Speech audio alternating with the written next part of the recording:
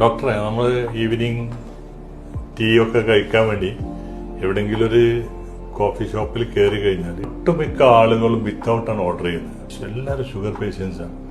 എന്താ ഇത്ര അധികം ഈ ഷുഗർ പേഷ്യൻസ് കൂടാനുള്ള കാരണം?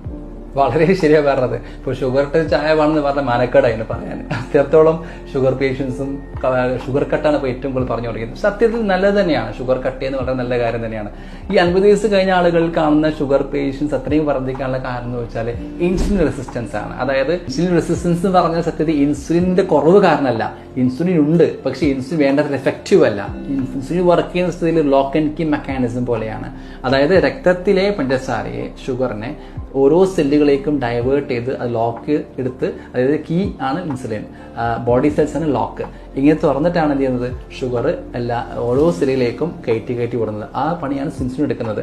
പലപ്പോഴും ഈ ലോക്ക്, ഈ കീ ക്ലിയർ അല്ലെങ്കിൽ, കീ ശരിയായ രൂപത്തിൽ വർക്ക് ചെയ്യുന്നില്ലെങ്കിൽ അവിടെ എന്ത് ചെയ്യുന്നു വെച്ചാൽ ഷുഗർ ബ്ലഡ് വെസലിൽ കെട്ടിക്കിടക്കുന്നു. അപ്പോൾ ഇൻസുലിൻ ധാരാളമുണ്ട്, ഒരുപാട് ചാവികളുണ്ട്, പക്ഷെ പൂട്ട് തുറക്കണ്ടേ?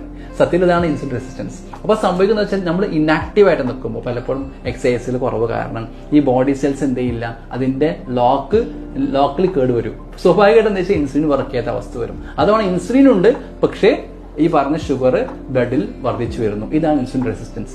ഇത് കാരണം ഷുഗർ വർദ്ധിച്ചു വരുന്നു, പക്ഷേ ബോഡി സെൽസിലേക്ക് ഷുഗർ എത്തുന്നില്ല.